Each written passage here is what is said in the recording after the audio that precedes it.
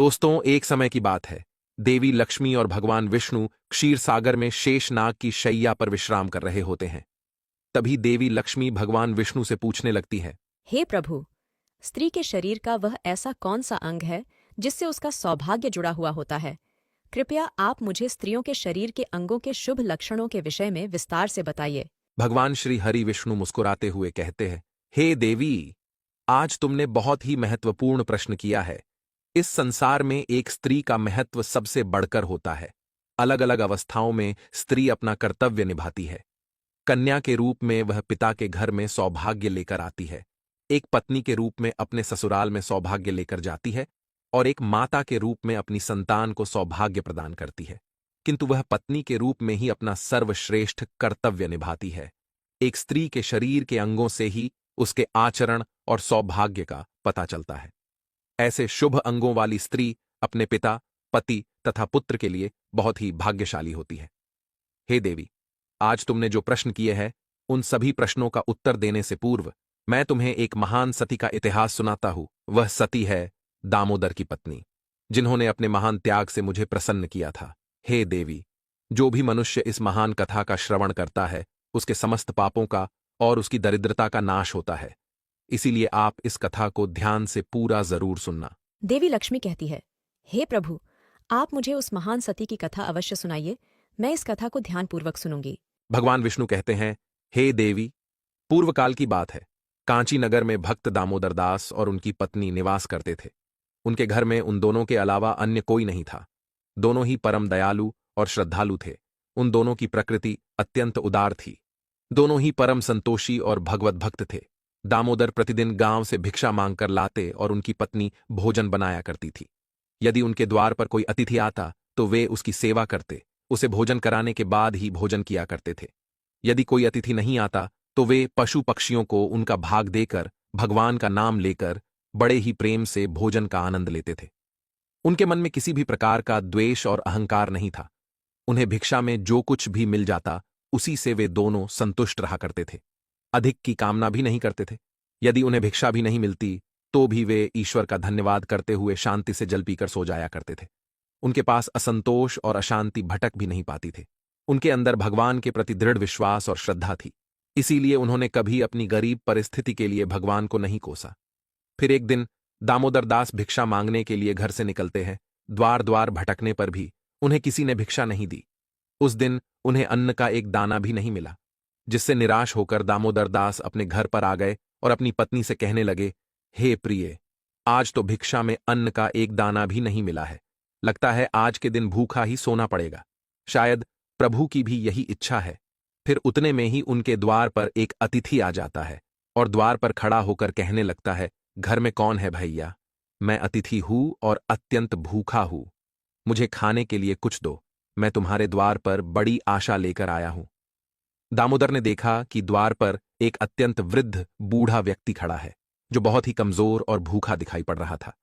उसे देखकर दामोदर दास ने उन्हें प्रणाम किया और इस प्रकार से कहने लगे, हे स्वामी, पधारिए, इस गरीब के घर पर आपका स्वागत है। इस दास के लिए क्या आज्ञा है? फिर उस बूढ़े साधु ने कहा, हे विप्रवर, मैंने सुना है कि तुम अतिथि का बड़े आदर के साथ स्वागत करते हो तथा उन्हें भोजन प्रदान करते हो। तुम्हारे द्वार से कोई भी प्राणी लौट कर नहीं जाता, इसीलिए मैं तुम्हारे द्वार पर आया हूं। तुम भगवान विष्णु के बड़े भक्त हो, इसीलिए मुझे विश्वास है कि तुम मुझे खाने के लिए कुछ न कुछ अवश्य दोगे। इसीलिए मैं मुट्ठी भर अन्न पाने के लिए तुम्हारे द्वार पर आया हूं। कृपा करके मेरी भूख मिटाओ। मैं भूख से अत्यंत व्याकुल हो रहा हूं। कई दिनों से मैंने भोजन नहीं किया है। मेरे अंदर अब चलने फिरने की भी शक्ति नहीं है। यदि मुझे अन्न नहीं मिला तो मैं तुम्हारे द्वार पर ही प्राण त्याग दूंगा। उस बूढ़े साधु के ऐसे वचन सुनकर दामोदर दास को बहुत दुख हुआ। फिर दामोदर दास ने उस बूढ़े साधु को सहारा देते हुए घर के अंदर बुलाया। दामोदर ने अपनी पत्नी से कहा, हे प्रिय, घर पर अतिथि आए हैं, उनके लिए भोजन का प्रबंध करना होगा।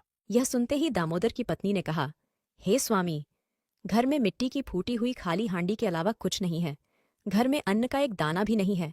हमें तो भूखा रहते हुए 2 दिन बीत गए हैं। अब इस अतिथि को हम क्या खिलाए?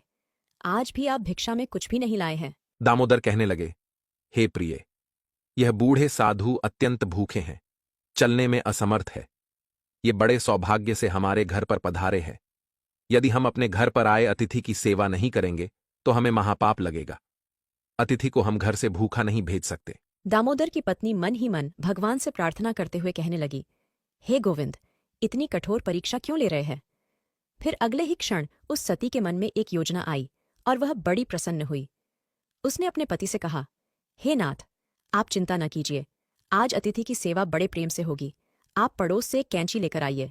ये बात सुनकर दामोदर को आश्चर्य हुआ और वे तुरंत ही दौड़कर गए और पड़ोस से एक कैंची लेकर आ गए और कहने लगे, हे प्रिय, ये लो कैंची, अब बताओ इससे अतिथि की सेवा कैसे होगी? दामोदर की पत्नी ने कहा, हे स्वामी, आप इस कैंची से मेरे केश काट लीजिए।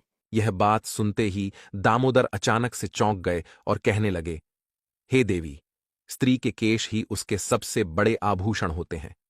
केश के बिना स्त्री का सौभाग्य और चरित्र भी नष्ट हो जाता है। स्त्री के लंबे केश ही उसकी सुंदरता के प्रतीक होते हैं। मैं यह पाप नहीं कर सकता। दामोदर की पत्नी ने जोर देते हुए कहा, हे स्वामी, आप चिंता न कीजिए, शायद यही प्रभु की इच्छा है। आप निसंकोच होकर केश काटिए।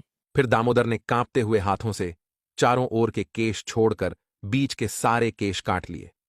दामोदर की पत्नी ने उन केशों को लेकर उनसे एक डोरी बना दी और कहा, हे स्वामी, आप इस डोरी को लेकर बाजार में जाइए और इसे बेचकर भोजन की सामग्री लेकर आइए। फिर दामोदर दास उस डोरी को लेकर बाजार गए। सौभाग्य से वह डोरी तुरंत ही बिक गई। उसे प्राप्त धन से दामोदर ने चावल, दाल, आटा, घी, चीनी और सब्जी आदि सभी आवश्यक सामग्री खरीद ली और उसे लेकर बड़ी ही प्रसन्नता से लौटकर घर आ गए। फिर दामोदर की पत्नी ने बड़ी शुद्धता और प्रेम से रसोई बनाई। उन्होंने घर आए उस बूढ़े अतिथि को आसन पर बड़े आदर और प्रेम के साथ बिठाया। उस साधु को बूढ़ा समझकर दामोदर की पत्नी ने उसे थोड़ा ही भोजन परोसा, किंतु वह साधु तो बड़ा ही विचित्र था। जब उस साधु ने भोजन करना शुरू किया तो कुछ ही क्षणों में उसने परोसे हुए भोजन को खाकर समाप्त कर दिया। उस सती ने फिर से थोड़ा भोजन परोस दिया। थोड़ा थोड़ा करते हुए उस साधु ने दामोदर की पत्नी ने बनाई हुई सारी रसोई खा ली और फिर अपने पेट पर हाथ रखते हुए कहने लगा, तुम दोनों की सेवा से मैं बहुत प्रसन्न हुआ। आज अनेक दिनों बाद मुझे इतना भोजन प्राप्त हुआ है। तुम्हारे बारे में जो कुछ भी सुना था वह सत्य ही था। आज मेरी तृप्ति हुई है, किंतु मेरा शरीर बहुत बूढ़ा हो गया है। आज मेरे लिए चलना संभव नहीं है, इसीलिए मैं आज के दिन आपके घर पर ही विश्राम करता हूं। शाम को केवल एक हांडी चावल से काम चल जाएगा। उस साधु के द्वारा इतना कहते ही दामोदर ने कहा, जो आज्ञा महाराज, आप विश्राम कीजिए, मैं शाम के भोजन का प्रबंध किए देता हूं। इतना कहकर दामोदर अपनी पत्नी के पास गए और उससे कहने लगे, हे प्रिय, हमारे अतिथि में चलने की शक्ति नहीं है, इसीलिए वे आज हमारे घर पर ही विश्राम करेंगे। किंतु अब संध्या के भोजन का क्या होगा? संध्या को भोजन हम कहां से बनाएंगे? यह सुनते ही दामोदर की पत्नी ने कहा, हे स्वामी, चिंता की क्या बात है? मेरे केश अभी भी बाकी है। आप फिर से मेरे केश बेचकर बाजार से सामग्री लेकर आइए। अब फिर से कैंची चली। सती के केश टूटे और उससे रस्सी बनी। दामोदर फिर से उस रस्सी को लेकर बाजार में गया। सौभाग्य से वह भी बिक गई और उसने उस धन से भोजन की सामग्री खरीद ली और लेकर घर लौटकर आ गया। दामोदर की पत्नी ने शाम का भोजन बनाया और उन्होंने अतिथि को आदर से आसन पर बिठाया और भोजन परोसा। अतिथि ने थोड़ा थोड़ा करते करते एक एक चावल छट कर लिया और देखते ही देखते सारा भोजन खा लिया। फिर वह बूढ़ा अतिथि कहने लगा, अरे भाई, आज बहुत थक गया हूं, रात के लिए यहीं पर सो जाता हूं, सुबह उठकर चला जाऊंगा।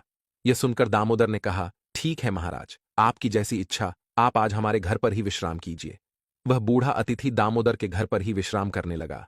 दामोदर और उसकी पत्नी दोनों ही उस बूढ़े अतिथि की सेवा करने लगे, उनके चरण दबाने लगे। चरण दबाते दबाते रात बीतने लगी।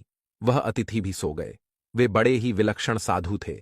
असलियत में तो वे तीनों लोकों के स्वामी थे, किंतु उन्हें उस दामोदर के घर पर पत्तों के बिस्तर पर सोकर अपार शांति और सुख की अनुभूति हो रही थी। साक्षात भगवान विष्णु ही वृद्ध का वेश धारण करके दामोदर के घर पर विश्राम कर रहे थे। उन साधु महात्मा को सोता हुआ देखकर दामोदर धीमी आवाज में अपनी पत्नी से कहने लगे, हे प्रिय, बाबा बहुत बूढ़े हैं, इनका शरीर बहुत ही कमजोर है, शायद कल सवेरे भी इनसे चला नहीं जाएगा। कल मैं सुबह जल्दी उठकर भिक्षा मांगने के लिए चला जाता हूं और हम साधु बाबा को भोजन खिलाकर उनकी सेवा करेंगे। आंख बंद किए हुए उन साधु बाबा ने दामोदर की यह बात सुन ली। उन दोनों पति पत्नी का त्याग और उनका अतिथि प्रेम देखकर संपूर्ण विश्व का पालन करने वाले भगवान विष्णु की आंखें भर आई। श्री हरि तो भक्त वत्सल है, वे जो भी लीला रचते हैं उसमें उनके भक्तों का ही कल्याण होता है।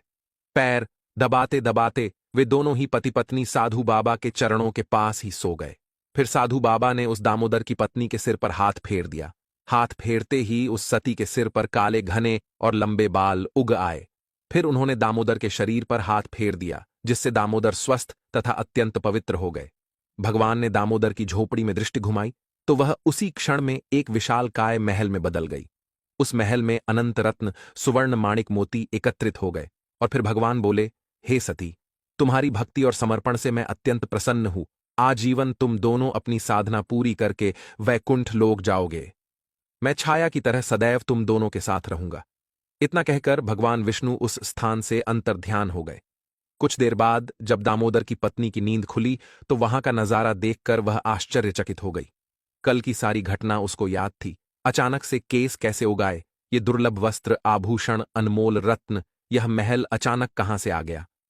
उसने तुरंत ही अपने पति को जगाया। जब दामोदर ने यह सब चमत्कार देखा तो उसे भी अपनी आंखों पर विश्वास नहीं हुआ। वे दोनों ही एक दूसरे की ओर देखकर सोच में पड़ गए। फिर दामोदर ने अपनी पत्नी से कहा, हे प्रिय, कल हमारे घर पर आए हुए वह बूढ़े साधु कहां पर गए। दोनों ने उन साधु महात्मा को चारों ओर देखा, लेकिन वे उन्हें कहीं पर भी दिखाई नहीं पड़े। दामोदर ने हर्ष से प्रफुल्लित होकर अपनी पत्नी से कहा, हे प्रिय, वे कोई सामान्य अतिथि नहीं थे, वे साक्षात करुण सिंधु भगवान विष्णु ही थे। यह सारी विभूति सुदामा की तरह ही उन्होंने हमें भी प्रदान की है। हम दोनों ही उन्हें समझ नहीं पाए। भगवान विष्णु कहने लगे, हे देवी, इस प्रकार से दामोदर की पत्नी ने एक स्त्री के सबसे महत्वपूर्ण आभूषण का त्याग करके अपनी भक्ति की परीक्षा दी। एक स्त्री के लिए उसके केश सबसे महत्वपूर्ण आभूषण है। केश गंगा के समान पवित्र है। स्त्री के बाल लंबे होने से उसे सौभाग्य की प्राप्ति होती है। जिस स्त्री की हाथ की उंगलियां गोल, लंबी, पतली व मिलाने पर छेद रहित, कोमल तथा लाल रंग की हो, वह सुख व भोग पाने वाली होती है। जिसके नाखून लाल, कोमल, ऊंचे और चिकने हो, वह ऐश्वर्य प्राप्त करती है। जिस स्त्री के गर्दन में 4 अंगुल नाप की साफ 3 रेखाएं हो, तो वह गहनों से सजी रहती है।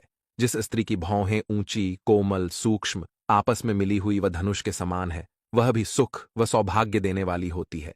भगवान विष्णु के अनुसार यदि किसी महिला का चेहरा गोल होता है और उसकी नाभि दाईं ओर झुकी हुई है, वो आगे जाकर भाग्यशाली होती है और प्रसिद्धि प्राप्त करती है। तो दोस्तों, इस प्रकार से भगवान विष्णु ने देवी लक्ष्मी को स्त्री के लंबे बालों का महत्व बताया है। उम्मीद है आपको यह जानकारी अच्छी लगी होगी। वीडियो को लाइक जरूर करें। कमेंट में जय श्री हरि विष्णु, जय मां लक्ष्मी जरूर लिखें। साथ ही चैनल को सब्सक्राइब करें। आप सभी का धन्यवाद।